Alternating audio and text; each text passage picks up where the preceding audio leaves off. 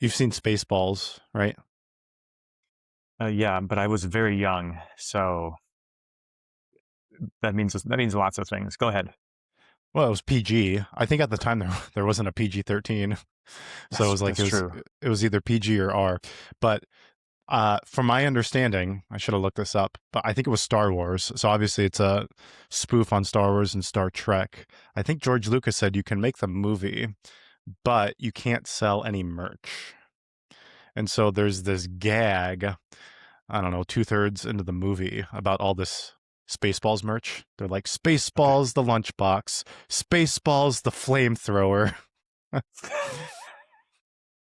Okay. And so anyways, I've got merch ideas for the For cloud. for the Cloudcast. Okay. Now, Yeah. I before you do that, there seems to be some ambiguity about whether we are called the Cloud or the Cloudcast. Who are we, Josh? Well, we're like a cloud. We're ephemeral, hard to grasp. There, there you go. We're, Nebulous, if you will. Okay. so the YouTube channel is called The Cloud. Maybe we should just rename it The CloudCast. That was probably some oversight on my part when I created it. But what that allowed us to do was with the YouTube channel, we could have this flagship podcast, and then we could create other content down the pipe. Like the Cloud Zine and the Cloud Blog would be another one, right? We could do things like that. Fair enough. Okay. The Cloud blog is called The Clog. Okay. All right. So you know how you can name a star? Yeah. We're gonna start naming clouds. You sent us $50. We'll name a cloud just for you. And Uh, and with the rise in cars that are going to be able to fly soon, I don't see any reason why you can't name a cloud and then within 10 minutes you can actually arrive at that cloud. this sounds like a dream. Sounds wonderful.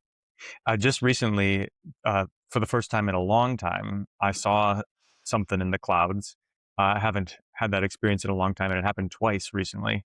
And I can't remember what the second one was, but the first one was a fist going like this at me, and I don't know what that means, but I think you know exactly what that means. that's true. I keep seeing flying chickens in the clouds. You know Okay. the rubber chicken that you pull back and it Oh flies. yeah, yeah. Okay. That's a frequent Those are occurrence. chemtrails. But Oh, I think they're. I think the ones I'm seeing are clouds. I know what you're talking about, but I cloud watching is so much fun, and maybe this is because we just love the Rorschach test. But just go outside, stare at some clouds, and tell me what you see. You ever do that we with the recent ceiling? Oh yeah, yeah, patterns in the ceiling. We recently watched a movie on Amazon Prime called Sheep Detectives, um, and enjoyed that. It took us, my wife and I, will spread out a movie because I can't sit there for that long, and so like it takes 4 or 5 days to watch a movie. But there's a premise in the movie that sheep don't die, they become clouds. There's a lot of theology in the movie. That's Interesting nice. stuff. Was it so? My wife read the book in Huh. anticipation of the movie, and the book is pretty dark. Is the movie dark, or is it kind of fun and lighthearted? The movie is fun and lighthearted, but I could see how it would be dark. I mean, in fact, the theological aspect of it is what's dark, because the sheep have this pattern of, when something bad, unfortunate happens, they all collectively decide not to remember it anymore. They count down 3, 2, 1, and then they blink, and then they forget it. And so this is what they've done every time a sheep has died. And instead, they tell this story about how sheep become clouds. Wow, that's a reoccurring motif. That's Men in Black, right? They've got the Hmm. little device. That's Harry Potter, the last movie erasing the memories of the parents as they're going off. Maybe it's the second to last. Yeah, what is that about memory? That's It's making me think about some time I've spent in the hospital recently with there's somebody who had to have paddles, bringing his heart back up, defibrillated several times over. And the consolation that was given to the family was, don't worry, he won't remember this. Which I'm like, well, yeah, that is okay, that's good, but it still hurts really bad right now. That's true. Was that what they told Jewish boys when they were days old? Don't worry, they won't remember this. But then you Well, remember that's just like, Abraham was 99. yeah, yeah. And all of those poor Shechemites, they're the real victim class in the Bible. Those poor Shechemites. There you go, playing the victim card once again. Next merch idea: Hawaiian shirts. I've never have I ever in my life worn a Hawaiian shirt, so I'm down for it. I'm down for giving it a whirl. I think it was Napoleon who said, "Courage isn't the strength to go on; it's the strength to put on a Hawaiian shirt." That's good. There is a certain how could I say it, type of pastor who wears Hawaiian shirts. How would you characterize that type of pastor? Somebody who went to St. Louis. Okay. Is that what you were going for? No, it was an honest question. Just trying to. I'm always trying to categorize things. I think it's really helpful. So Yeah, distinctions are good. I was reading the apology of the Augsburg Confession last week, and it's quoting Plato, who's of course quoting quote unquote quoting Socrates about making distinctions and how helpful this is. It's like that's where the true work is found.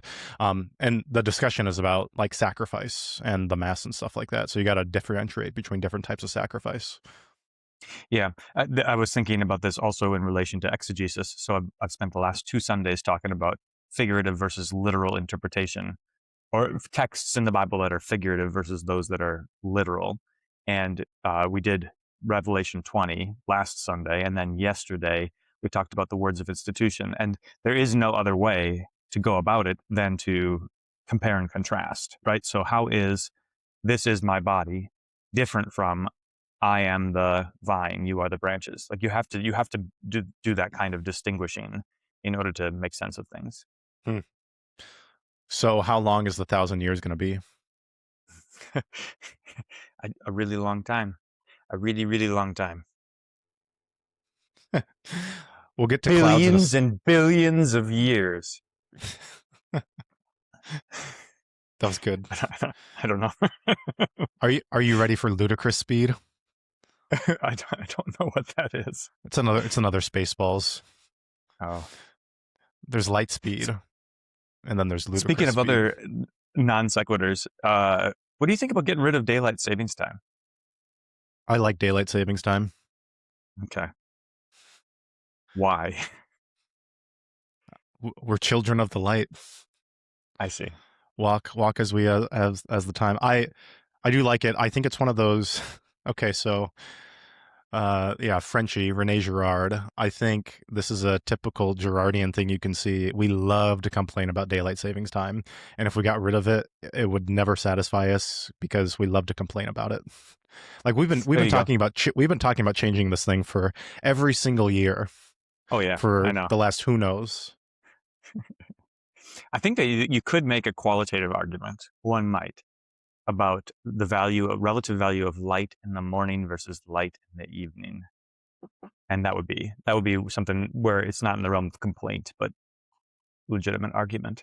Okay, well, what does Andrew Huberman have to say about this, big guy? Oh, that's good. Yeah, you wouldn't be able to get light on your retinas in the morning if you were waking up well before sunrise. Because isn't it within the first half hour of waking up, you need to get some light hitting your eyes? I don't know. Am I supposed to eat eggs? I had eggs this morning for breakfast. Yeah, I just do it. I do whatever the next guy tells me to do. That's what I do. 83% of scientific studies are bogus. There you go. Speaking of statistics, you want to talk about our listener question, which has some statistical aspects to it? Yeah, we're gonna get back to clouds in a second. Don't you worry. And at the Oh, end of this, oh, you have at more the merch you want to talk about? no. The Oh, cloud was a segue to the oh, transfiguration, but it's just I'm a little bit of sorry. a it's a teaser.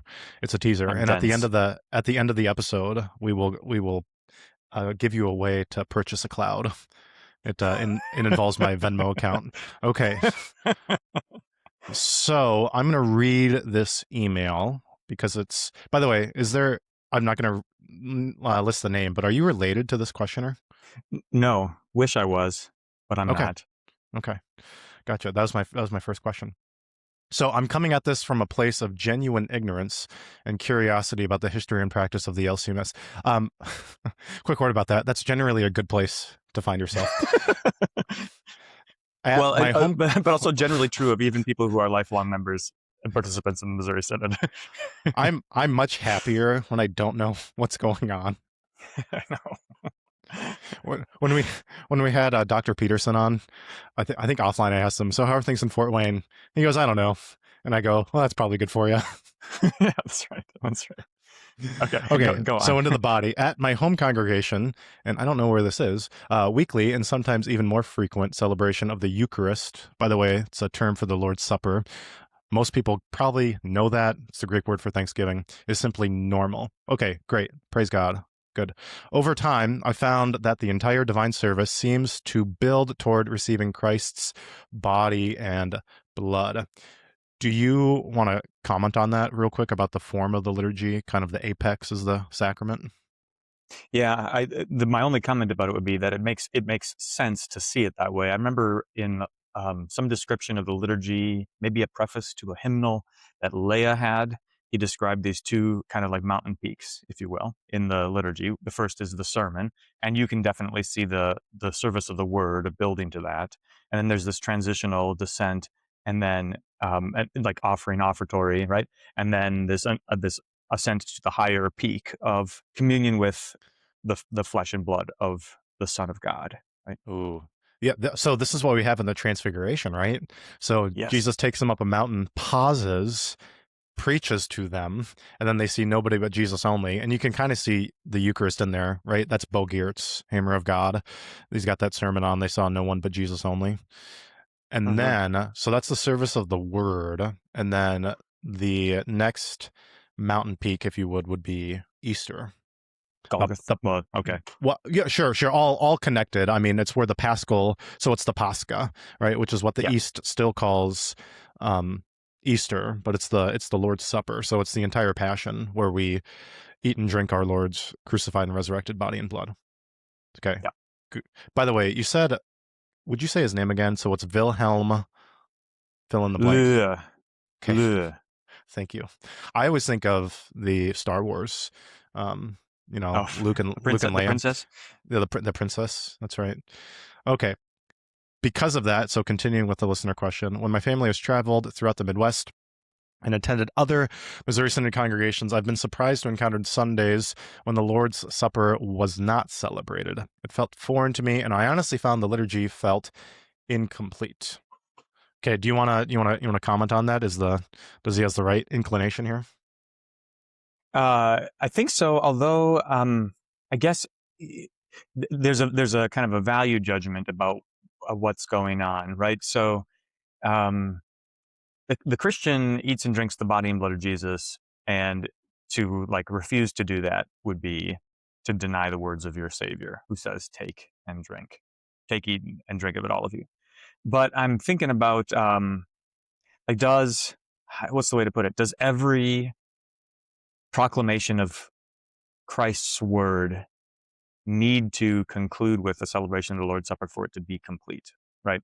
And that's a reduction. That's not what the listener's question is saying. But I'm just thinking about how there is a way of kind of making too much of a value judgment about the proclamation of God's word without the sacrament, right?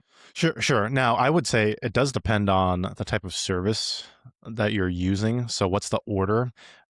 Because it very much does feel incomplete if you go through one of the divine service settings in our hymnal and then you just skip to the end. That that does feel incomplete because that's what you've been building up towards. But if it's like matins, then that's just a service of the word essentially. Now, we both have every Sunday communion at our churches, right? You have it in Grace. Yeah. How long have they had that practice? Do you know? I don't. I think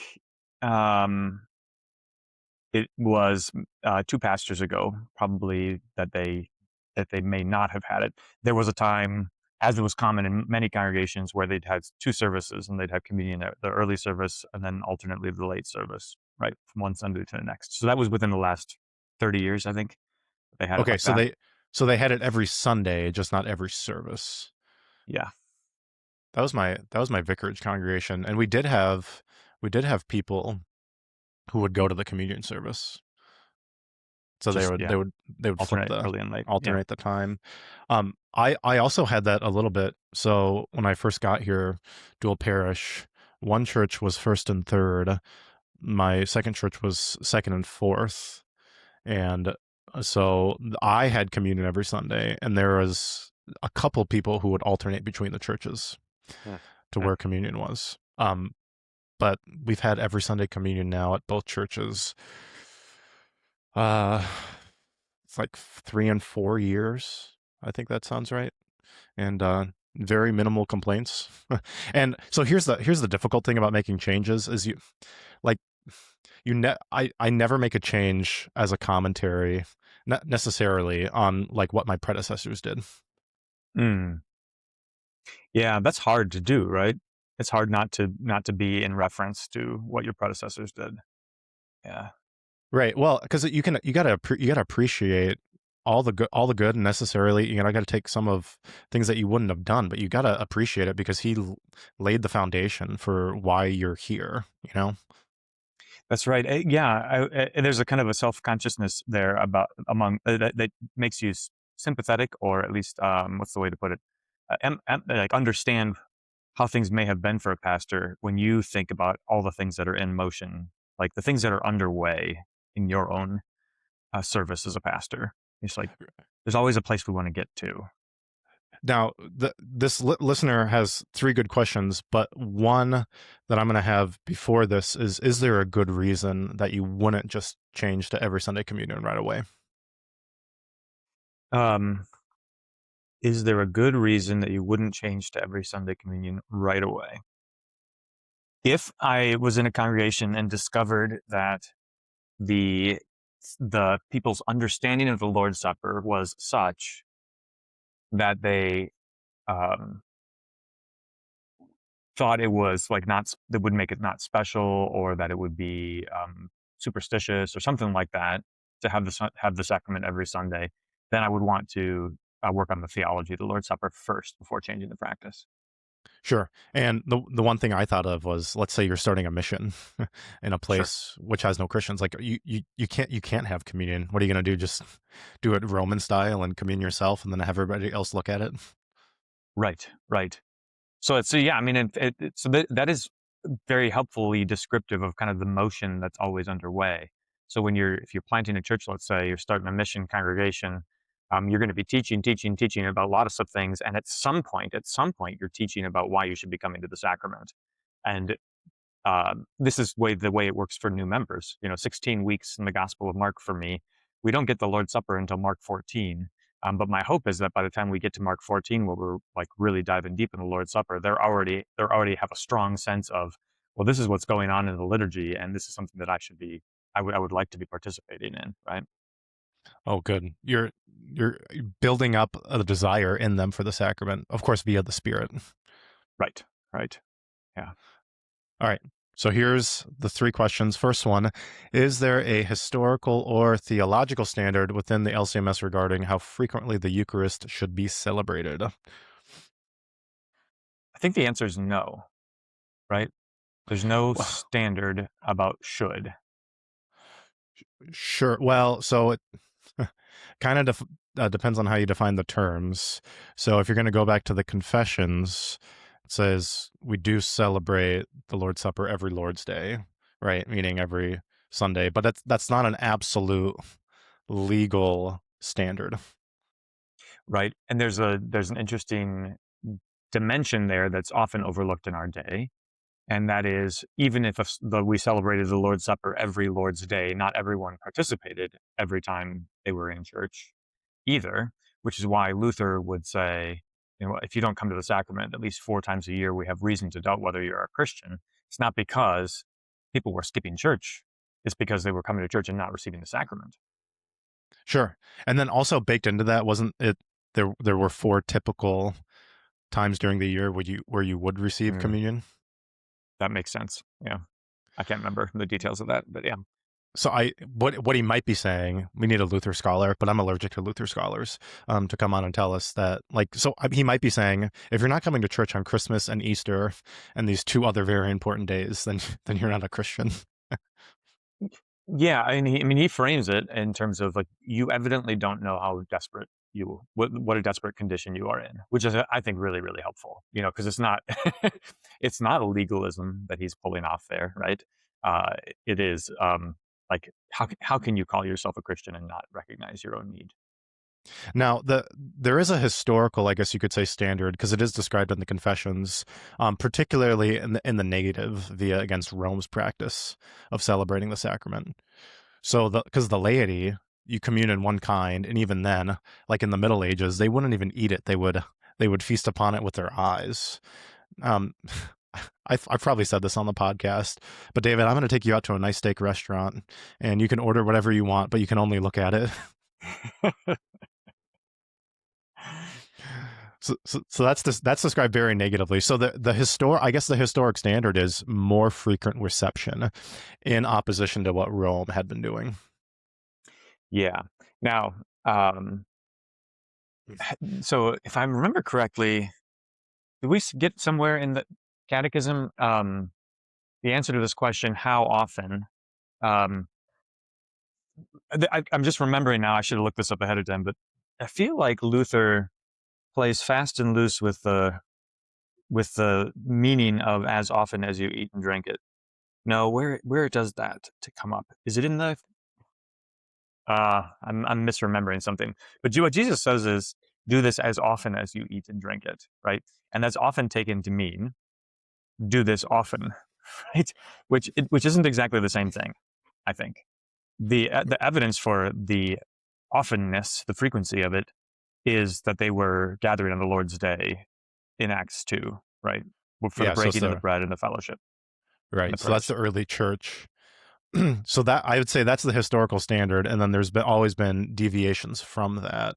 Not condemning anybody if you only go to communion on the first and the third, but we both would say, ideally, your church, like in a perfect world, your church would have communion every Sunday. Yeah, so here's another kind of historical situation where I can imagine saying, look, we are going to celebrate the Lord's Supper less frequently. And that would be, imagine that that you are dropped into a situation where um the like discipline is so lax that everybody is doing whatever's right in their own eyes. And it would be wrong, it would be harmful to the congregation to continue celebrating the Lord's Supper in this condition, right? Yep. I so this story's probably been told 100 times, maybe privately. I don't know how public this is. This is what 25 years ago. This is after 9/11, and there was a pastors conference here in Minnesota North, and I don't know the characters, but there was a pretty vehement disagreement, like guys saying they were never going to forgive each other over their positions on 9/11 and stuff like that. And so the host pastor said that because brothers were at odds, he was the host congregation, he was not going to celebrate the Lord's Supper unless a public reconciliation had happened. And somebody went over his head or something, and they just said, fine, we'll just find a different congregation. Oh, wow. Yeah. Yeah. It's interesting, isn't it? I mean, I think that communion practice, the practice, like whether or not you celebrate and who you admit to communion, I mean, that is like where the rubber meets the road. So we've made this point before. I was listening on my Sunday or early morning run yesterday. I find myself so refreshed by just doing 2 miles before church. and it's just my blood flowing, and I find my clarity of thought. So I was listening to Tim Allman's podcast, and he had, is it Joe Barron? They were talking about the upcoming convention, and Barron made a good point, and I know a lot of conservatives won't agree with him on a lot of things, but you guys definitely agree with him on this. He said, essentially at the convention, when we have communion, it's essentially practicing open communion because there's no pastoral accountability. And I was like, yeah, I agree, because who's checking? Who's the pastor? And you've made this point before too, and I know we want to be churchly, but do we have to celebrate the sacrament at the convention? Well, so I have to give kudos to President Brady Finnern, who took that to heart when he um, was involved in pastors' conferences and in the convention in Minnesota North. I'm trying to remember when this first started, but um, it kind of insisted that guys register for communion ahead of time, before we have communion on those occasions, which was great. It's like, this is not that hard to do, because we're not going to practice open communion. Right. Yeah. Because if we're not willing to do it at our model events, like, how do we? And then same thing at the seminaries. Who's who's the pastor there? This I got to write Tim Allman an email, because he had a conversation with Ben Hollingshead also about closed communion. He and I talked about that as well. Hey, And shout out to Ben, brother Ben. Way to go, Ben. Love you, guy. The argument that, like, well, we've got such a massive church and we have 50 to 60 visitors on a Sunday, it's just not practical for us to have those conversations. I find that to be a disingenuous kind of argument, because the whole thing in a big congregation like that is we're really good at communication, and so it's not that difficult. So my honest, like, I mean this honestly. Why can't you have people register, and then when they come to the communion rail, they hold up their phone and it shows, yes, I here's my home congregation, and I registered beforehand. Why not do that? And I think the answer is going to be because that feels incredibly impersonal. I think that's going to be the answer. But I don't think that, but my response would be, that's no more impersonal than showing up and nobody knows who you are. Right? So I don't understand. And I really do want to understand how that all fits together, because it doesn't make sense to me. Yeah, if you're going to have an app for your congregation, which not the worst thing in the world, right? I mean, if you're going to have an app for your congregation and you're going to tell people to pull out their phones in the service to look at their Bibles, which I don't think that's a wise thing to do, but like, whatever, then they can certainly pull out their phones for registration. Yeah. And it's, I mean, there's this great concern, and this gets to the listener question as well. Like, we're very afraid of legalisms when it comes to the practice of Holy Communion. But there are legal matters at stake, right? Anytime you are going to say no to something, there has to be an objective boundary, right?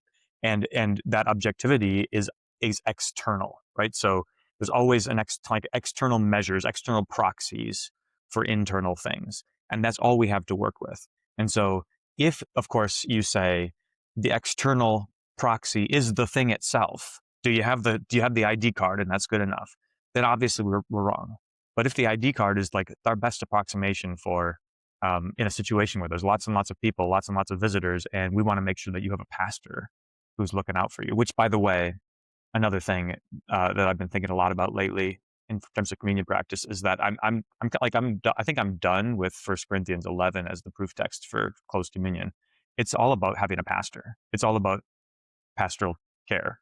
You need to have somebody over, giving an account for your soul. That's basically what it amounts to. That's why we practice closed communion. Okay, is that Hebrews 13? Yeah. Okay, great. Second question. I think we might have answered this, but if congregations have significant freedom in this area, what are the historical and theological reasons for that? Is this a polity question? Well, yeah, I suppose so. I mean, the reason for freedom is because we're congregational in orientation, right? So that's one thing. Unity in ceremonies, which might include the frequency of the Lord's Supper, is not required for church fellowship, right? Right. And I would qualify that a little bit, just on the context of the entire Book of Concord. But yes, that's true. Yeah. So you might say then there are good and bad reasons for celebrating and not celebrating the Lord's Supper, both historically and theologically. You could probably draw a square with four corners in it, good and bad, historical and theological, and you could find reasons that occupy every corner of that square. Oh, good. Subscribe to the Cloud Plus for that chart. There you go. Third question, has the practice changed over time within the synod? Yes. For example, was monthly or twice monthly communion once the norm, with weekly communion becoming more common in recent decades? These Lutheran Witness articles that we found was you find the ones by Kenneth Whiting. Is that what you're? Yeah, Ken Wheating. Yeah, weekly communion too common. That's the one I'm looking at right now. Right. He has got some data on this. Yeah, So because this it still is, but was much more common in Missouri Synod congregations to record people's attendance at communion in particular as a measure of their spiritual health, right? Yeah, that's good. And so this article is about you think it's too plain or too common, so you wouldn't go every Sunday, but he's got data from 1950, 1970, and 1990. And so going from 50 to 70 to 90, if you're tracking. Go back to 30 though, 1930. Oh, so 30. Yeah. So here is how often a average Missouri Synod member would commune. 2.1 to 3. Times per year. Yeah, times per year. And so you fast forward 20 years, that goes up to 3.22. Fast forward another 20 years, that's 5.91. And you fast forward another 20 years to 1990, that's 8.44. And I guarantee you, if you fast forward 30 years to 2020, that's probably going to be, what, 12 times a year, you would think? Yeah, I'm thinking about both the kind of truing up of our membership rolls, right? So the decline in church membership in the Missouri Synod also means that the people who are there are going to be more frequent attenders.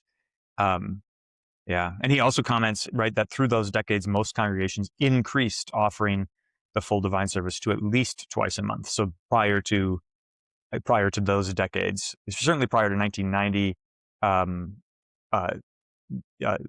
you would have encountered churches in which the full divine service might only have been offered 4 times a year, for instance, right? So definitely anecdotally, I've seen this big push for weekly communion in the last 20 years. Like my parents' congregation, my grandparents' congregation, most of the churches in our circuit, I think, have moved towards every Sunday communion. Is that your anecdotal experience as well? Yeah, Concordia had every other Sunday communion when I arrived, and then it was a gift of COVID that we ended up with every Sunday communion while I was there. Yeah. And it's interesting because that 2 decades, I think if I would go back a little bit further, 3 decades. But then again, I'm thinking about, what's the book? Lively Stones by, it's a it's a memoir by this guy out east. I can't believe, hang on, I got to look up his name. Lively Stones. Have you read this? By Corey Mahler? No. Oh my goodness. Bertold von Schenk, The Lively Stone. The Lively Stone. I love that book. You lent it to me. That thing was so much fun. Right.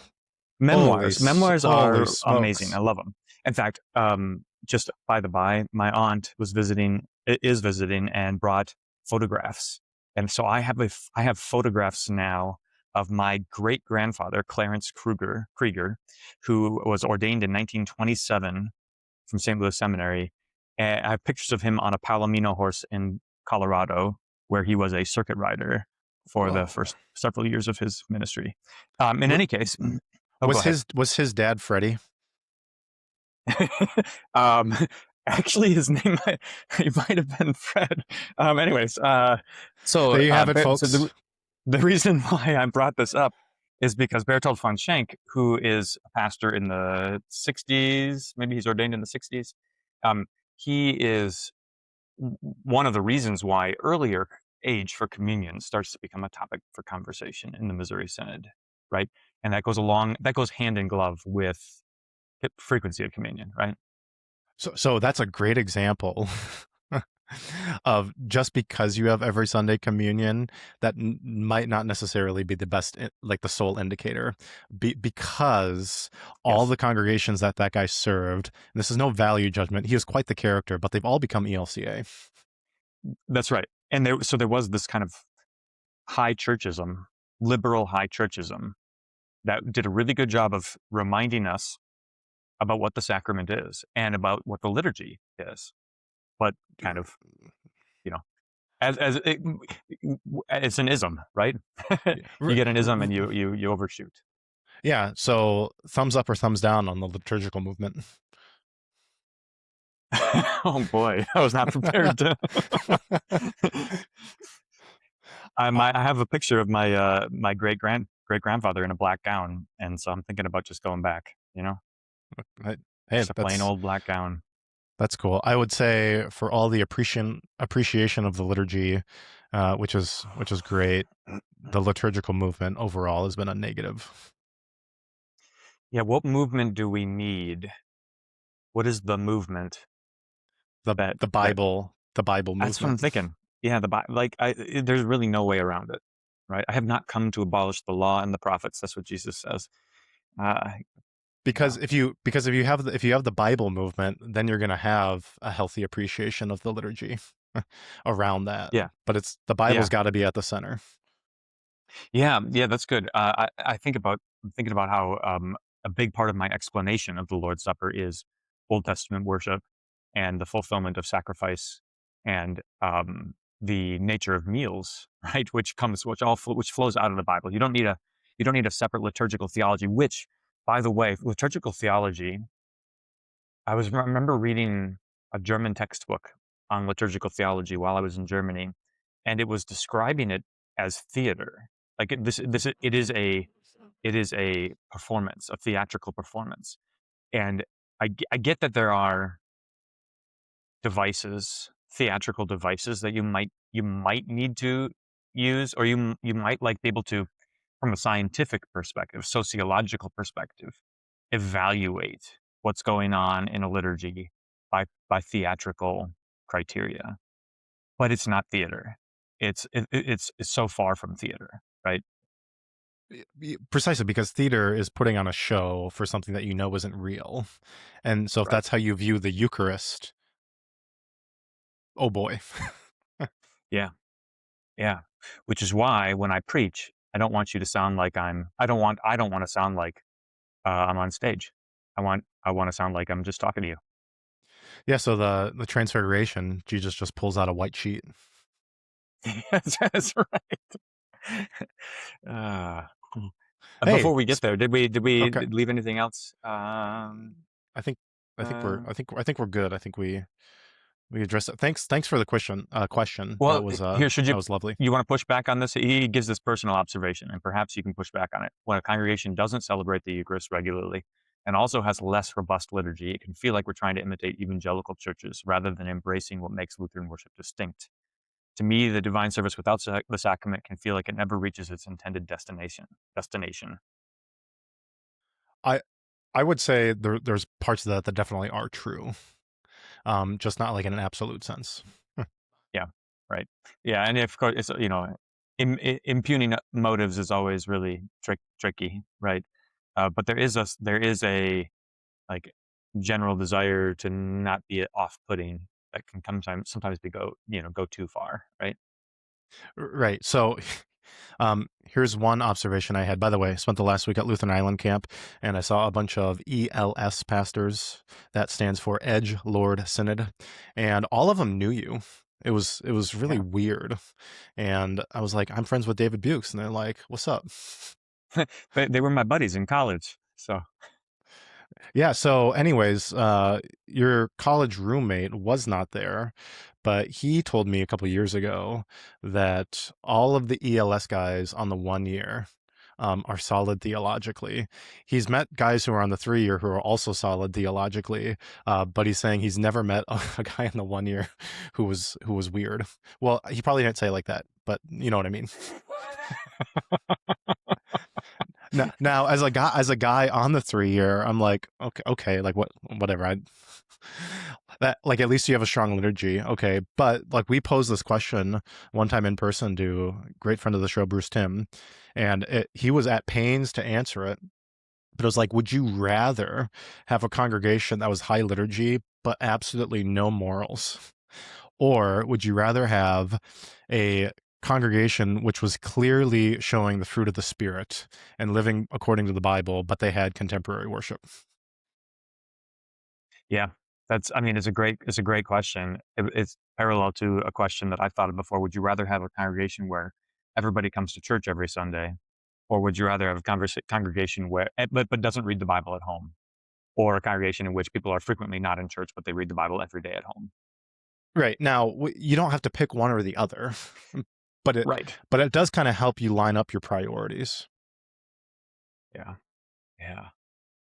Huh. Okay. All right. You ready for the transfiguration? All right. Take me to the clouds. Here we go. Here's the cloud. Do you want to trace that motif throughout the Bible? Okay. So we've got, well, I mean, so yeah. So first of all, is the association between clouds and rain necessary in the scriptures, or do clouds exist apart from the rain? They more like it's more like a covering, an aerial covering. You know what I mean? Like because you get rain Yeah. but the clouds don't really play a role in the flood, for instance. Oh, sure. I think they're related, but I don't think you have to. Here's a good vocab word for you. I don't think you have to read concomitants into the clouds. You know what I mean? Did you say concomitants or concomitants? Whatever you wanted to hear is what I Or said. okay, okay, So yeah, so concomitants okay, is fair what I enough. was what I, Okay, what I meant to say. But that so then being we said, you trace it all the way back to Genesis chapter 1 with the glory cloud, with the Spirit hovering over the face of the waters and the firmament. You're so frequent enemy of the show, Joe Mensch, mentions his favorite Reformed theologian, Meredith Kline. By the way, that's a guy. it's a guy. Um, That's right. that's a guy, and yeah, well, it's a good-looking guy in a suit and a tie, Oh boy. Reformed. Degrees in Assyriology and Egyptology. That's great. But his name was Meredith. You think people called him Mare Bear? I hope so. I would. You But just offended several of our listeners who have girls' names, but bring it on, Ashley. So he has very interesting views on the 6 days of creation, which I will not defend because it's really weird. But he's really good on the glory cloud. He does trace that motif throughout the scripture, and it starts with Genesis, continues with the tabernacle. What are you going to say? so I'm just trying to understand here. In Genesis 1, the firmament or the expanse is the realm of the clouds. It's the sky, essentially, the visible sky. Where are you getting the glory cloud here? I don't see it. It's because the Spirit's there as well. Yeah. Okay. And the Spirit, so you think about the Exodus, cloud by day, fire by night. Like Yeah, but that's explicit. Like that says yeah. cloud. It says the word Well, cloud. okay, I didn't know you were a rectilinear. Okay. All right. We're doing theology here, buddy. I don't have to. That's fine. That's fine. I'm just confused. I'm slow on the uptake. All right. Just trying to keep up. That's okay. Listen to the episode. It comes out on Tuesdays. All right. Okay. So you got the glory cloud in Genesis and in Exodus. Yeah, and so the real big connections, because you could talk about this forever, though, would be with Moses and Elijah. Mm-hmm. So with Moses, he goes up the mountain, okay, Mount of Transfiguration, and then you have the cloud covering, where only Moses is allowed to go up in Exodus. And then with Elijah, it was the 3.5 year famine, and then he prays, and then all of a sudden, you remember they see a cloud. A little cloud like a man's hand. That's always so strange to me. Why does it That's look right. like a man's hand? He just was. That was the Rorschach thing.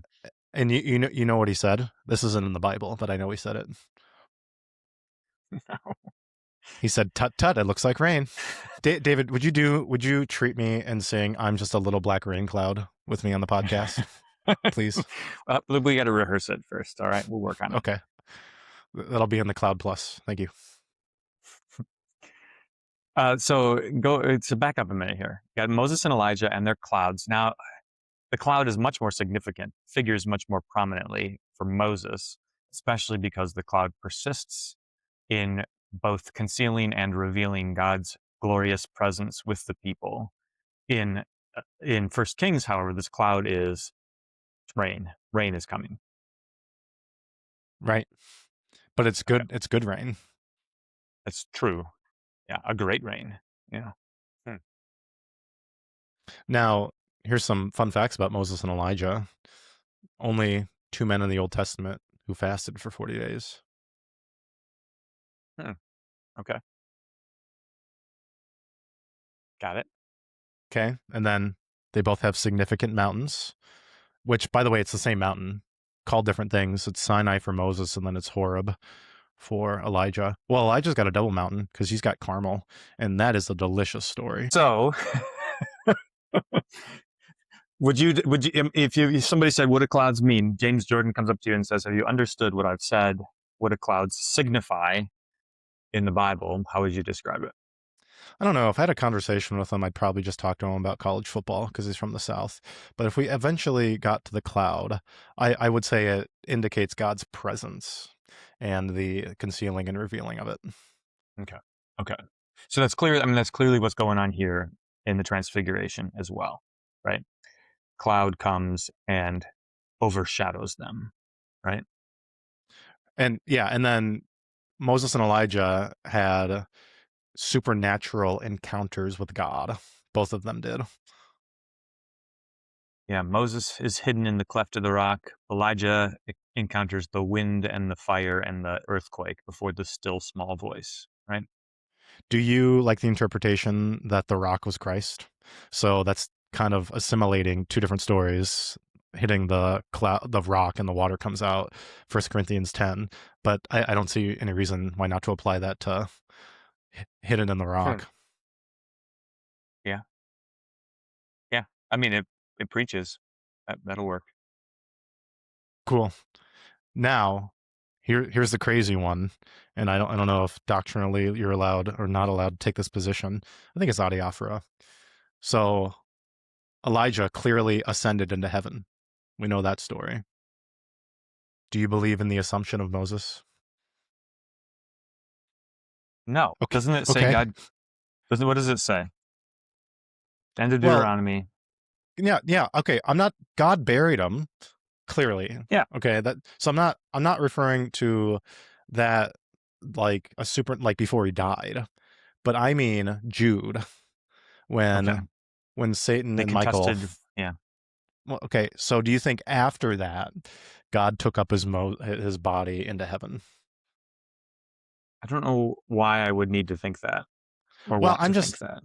Well, here's why I want to think it, because it really puts an exclamation point on the ascension, because you've got all these parallels going on. And who shows up at the ascension? Two men in white, which at Luke's Yeah. Transfiguration is the same thing. So that's why I really like it. I'm not dogmatic about it, but Yeah.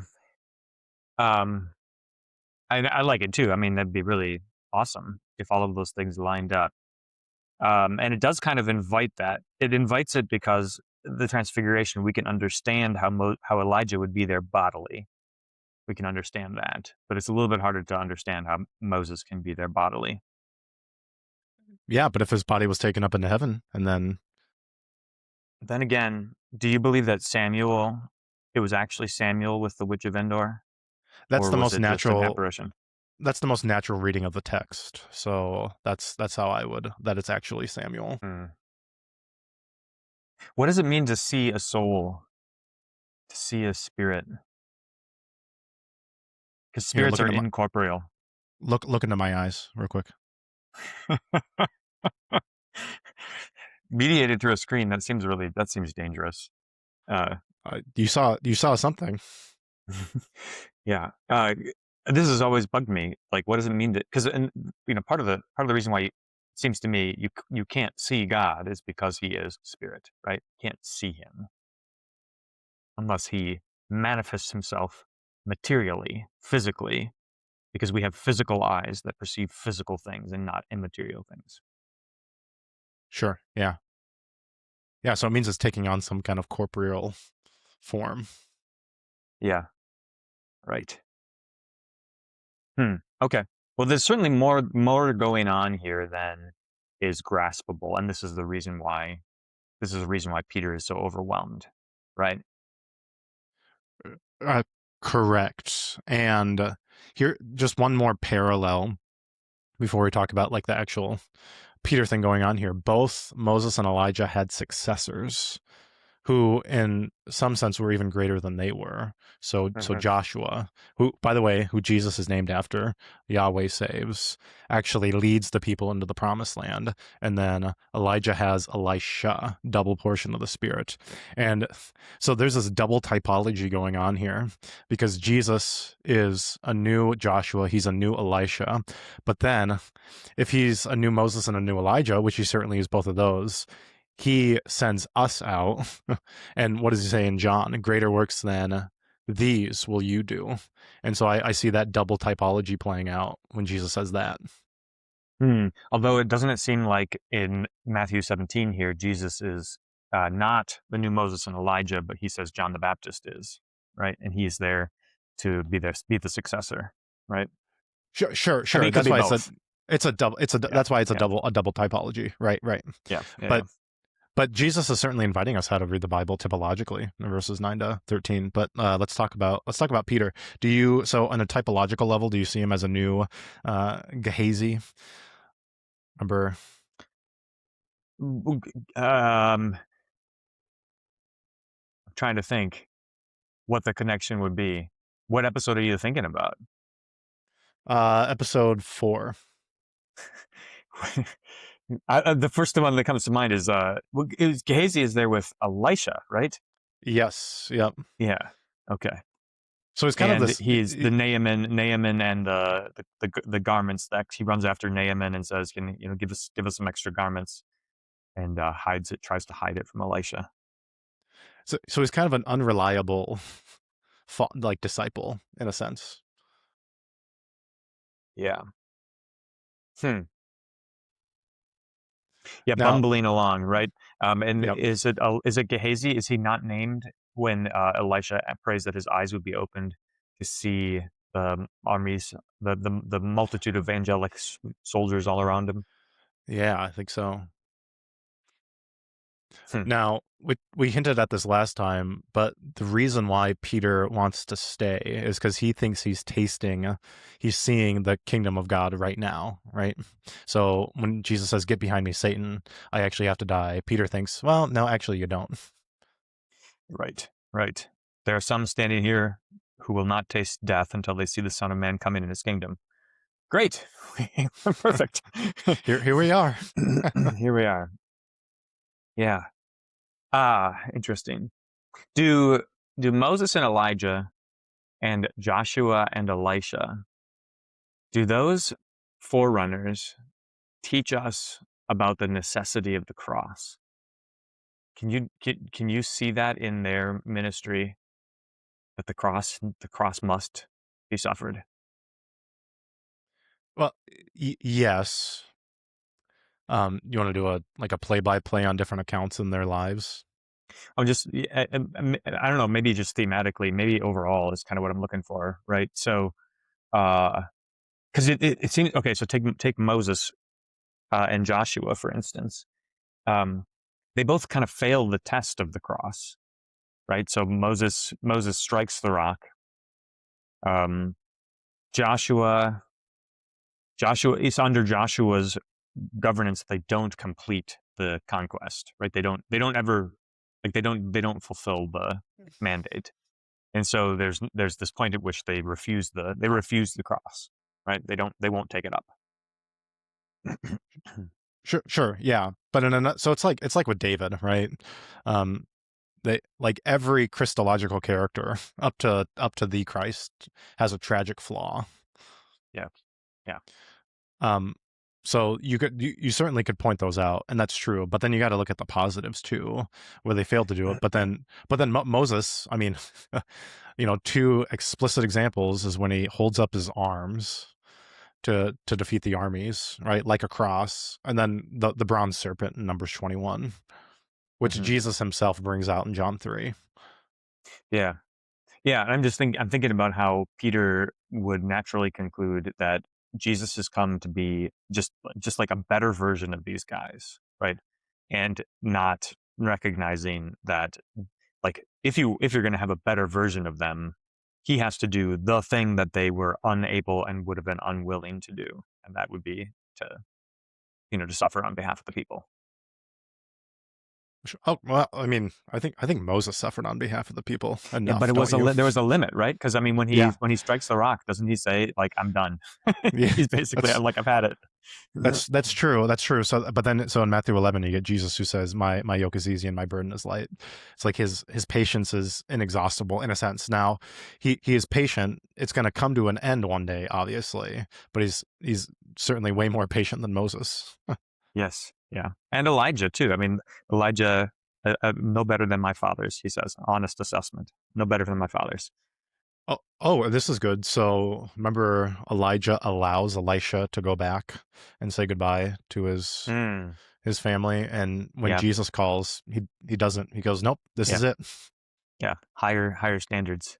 Yeah, yeah. That was my sermon yesterday on I have not come to abolish the law and the prophets.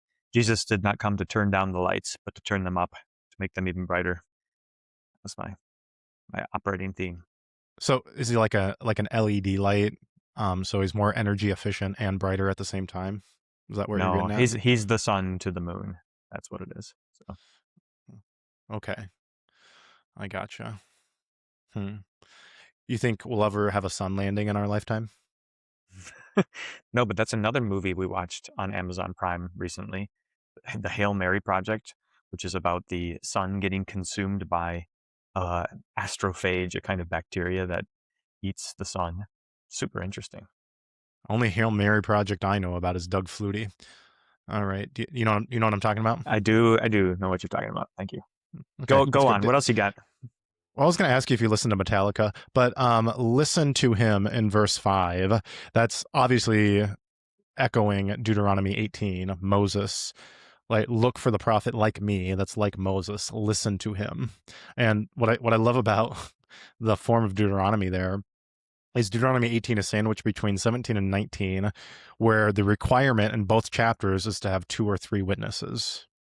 And so what's great about this is it's like you have Deuteronomy 17. So you've got Moses and Elijah. There's your 2 witnesses. And then you got Deuteronomy 19 there. You've got Peter, James, and John. There's your 3 witnesses right there. Yeah, And then that's let good. alone the Father. Yeah. Hmm. You got me thinking also about the laws in 17 concerning kings too. I love that. Um, that what will disqualify a king?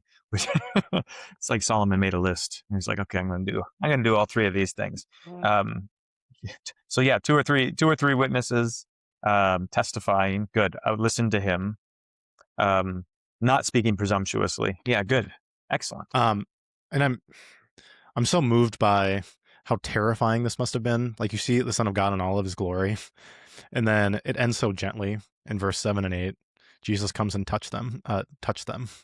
It's like Mhm. the gentle touch of Jesus. It's like you know he's the guy who's going to pull a sword out of his mouth in Revelation, but at the same time he is gentle and lowly in heart. Yeah, yeah. I'm sure that there's something there about their fear, which is realized in the cross, that he's not going to make it, that he's not going to last forever, that he's going to abandon them, right? Which is why the assurance, "Lo, I'm with you always, even to the end of the age," matters because uh, he's a person, and it's not just an idea, but you actually want to be with this guy, right? Yeah, I you got. was thinking about. Go ahead. Oh, go ahead. I was thinking about how nice it is. I come home from work and I see my wife sitting on the porch in one of the rocking chairs, and I know that I can just go sit down and just hang out with her for a while.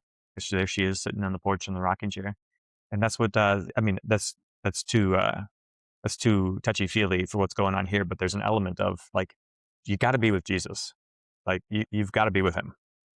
I think it's even more touchy feely than that. Fair enough. Do you drink iced tea now that you're in the South? No, I do not. Okay.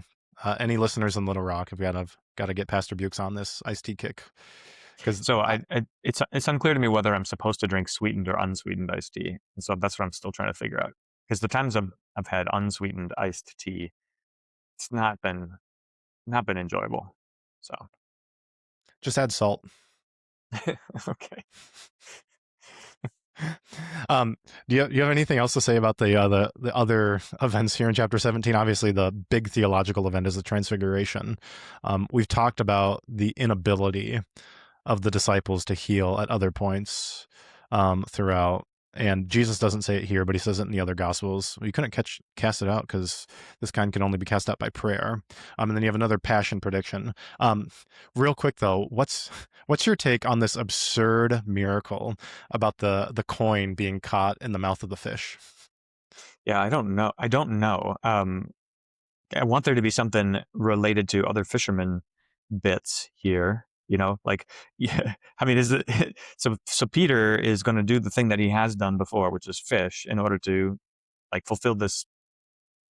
Not scandalizing the world. But there's something else going on there. I don't know. I don't know what it is.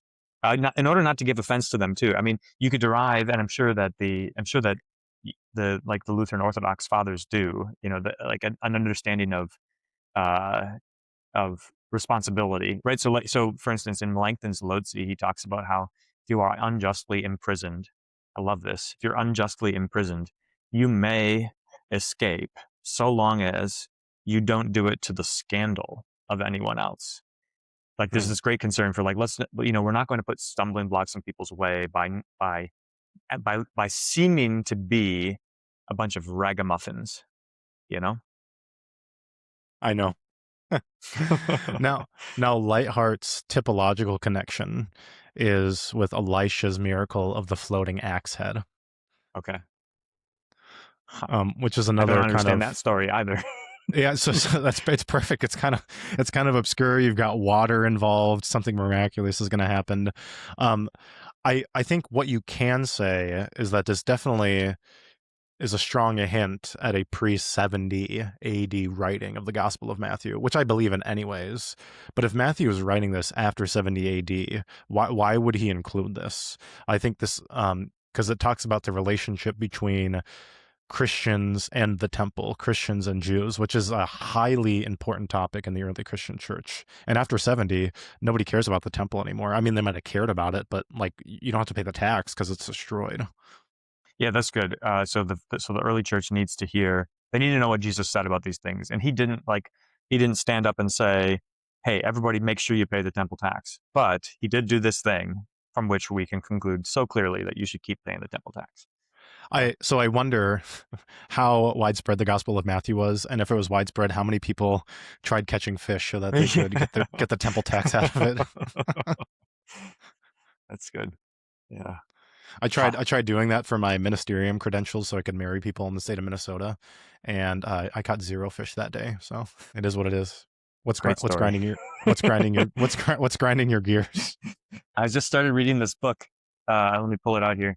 It's called The Talented Mr. Ripley. It's a novel from the 1950s by Patricia Highsmith. I just picked it up off the shelf randomly. I browse my library shelves looking for books that don't look obnoxious, and this one looked not obnoxious. It's got a little what do you call a testimonial here by Graham Greene, who I'm a fan of. I remember there being a movie, The Talented Mr. Ripley, that came out years ago when I was a kid. But here's the thing: I just started it, but my connection is the thing I'm thinking about is that this character, Tom Ripley, is like an American Raskolnikov, uh, who is instead of murderous, right? Because Raskolnikov is the character in Crime and Punishment, right? Right. I see. I don't know Russian. I always thought it was Raskolnikov, but Okay. it could Well, in be. any case, Yeah, I don't so know. he is not he's not going to commit murder, At least I don't know. Maybe he will. But he's involved in petty crimes that he like. It doesn't even carry to fruition. So he regularly writes letters to people claiming to be the IRS and insisting that they pay back taxes. And then when they send him checks, he doesn't cash them. He just kind of like does it for the delight of defrauding them, because he's afraid that if he were to try to cash them, he would get caught. So he's afraid of being caught the whole time. So only if they sent him cash would he actually, have something to show for it. But nobody ever sends him cash. And the reason why it reminds me of Raskolnikov is because it's all about like his internal experience of things, which is him like kind of constantly saying what he wanted to do, but instead what he did. Here's how he wanted to react to these people, but instead here's what he did. And he's just kind of like he's very insecure. It's really an interesting experience. So I'm enjoying it right now. So how much of that could you apply Romans 7 to, and how much of that could you just apply he actually secretly wanted to do the wrong thing? Yeah, I don't know. I think that there's that's a good question. I think that what I want to imagine is that everybody has, apart from the Christian faith, everybody has this sort of kind of like ongoing moral ambiguity that they live with. Where like they know that there's some right things, they want to do wrong things, but they also there's a boundary, a curb to that keeps them from going off the rails, from actually saying what they think and doing what they want to do. And because they are in that conflict constantly, it leads to this kind of dissociation. And that's, I think, that I think is where the book is going to come away for me, is like this dissociated life that people are living because they want to do things that they aren't actually doing. Hmm. That reminds me, do you ever listen to the Partially Examined Life podcast? It's a philosophy podcast. It's like Mm-mm. four guys. I think they're philosophy majors, and they go through philosophical texts. And they recently started going through Mere Christianity by C.S. Lewis. And it's interesting because I think some of the philosophers there are Christians, and some have come out of Christianity. And so it's great hearing them discuss whether or not they buy the moral argument, is if it's convincing for the existence of God. So that's kind of what you described there a little bit. Everybody's got this morality. I spent the last week at camp, and so I figured, why not match the mood and get something that's going to be really happy? So I started reading The Joyous Science by Nietzsche, Mm. also more presumably known as The Gay Science. And the author has a note on why he decided to translate it as joyous, primarily because the word gay doesn't mean what it meant 70 years ago, was kind of his. And so maybe you could help with the German translation. This book. So the first thing to say is Friedrich Nietzsche was an absolutely brilliant genius, and you look at all of his footnotes, well, the footnotes to the text and all of the references that he's making. He was incredibly well read. His dad was a Lutheran pastor, and at the same time, he is so destructive with what he does with that knowledge. It is utterly depressing. He's got, so this is the famous book where he says God is dead, and he's got the madman. That's one of the aphorisms in here. And he's actually lamenting the fact that we've killed God. But the problem is he doesn't know what to do with it. He's like he doesn't believe that he came out of the grave. Mm-hmm. Yeah, Uh, yeah. I mean, it does feel, doesn't it, that there really are only so many landing places for philosophy, right? Either there's true philosophy, which is Christianity, or there is um, indifference, which is the vast majority of the world, right? And I think that flows out of kind of the moral ambiguity of things, because like you get the sense that if you were to become a philosopher, you would land in a really dark place pretty quick. And so then there are those who follow that path and end up there. um, he his critiques of Christianity are very pointed, and you just got, like, this guy was vehemently anti-Christian.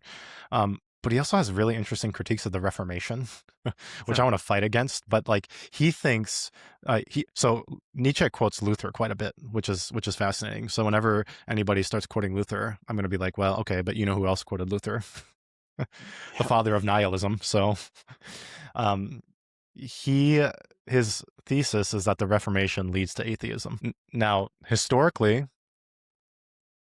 I don't know. Is that Well, so that would be interesting to trace, because if the Reformation serves the purpose that Paul describes in First Corinthians, about that it's important that there be divisions among you, that those who are genuine may be kind of like discerned.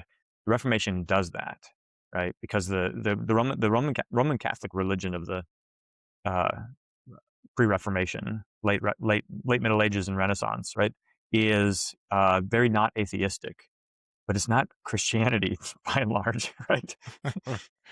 Right. I was going to read this quote to you about polytheism. So aphorism 143, it's entitled "The Great Advantage of Polytheism." He says, "To worship a particular god was not to deny or blaspheme against the other gods. It was here that individuals were first permitted and essentially to be free," is what he's saying. And then he says, "Monotheism, by contrast, is the inexorable consequence of the doctrine that there is only one type of man and only one standard appropriate to him." And I was like, yes, that's the point. There is only one type of man. But that is Mhm. exactly what he's rebelling against. Yeah. What are his dates? He's 1800s, right? He dies 1899, I believe, so he Yeah. doesn't see Okay. the 20th century. I think. Let me double check that. I know a lot of people call him like the first. Uh, no, he dies in 1900. Okay, August of 1900 Okay. in Weimar. So, but people call him like the first 20th century philosopher because of nihilism and all the existentialism and stuff. Yeah. Hmm. Interesting. Huh. Yeah. I mean, you talk about genius and what he does with the genius. The thing that he probably didn't even reckon with was the outsized influence that he would have. Right. It's like Right. amazing how those kinds of powerful ideas can trickle down and have a tremendous impact. Right. I so if you're looking for something to read, you got to be the right person to read this. But the reason why a work like this is so valuable is because of the footnotes and all of the references he makes to Horace and the Greek mythology and other figures. Like he's quoting popes. So this would be like a great segue into other areas of study, like other classics you should read that I hope to read. Hmm. There you go. Cool. Sweet. All right. Do you want to? Hey, do you want to hit stop, or do you want to talk about hitting stop? Or I'm just going to assert. I'm going to say I'm going to hit stop now, and then I'm going to do it. So. okay, do it in 3, 2,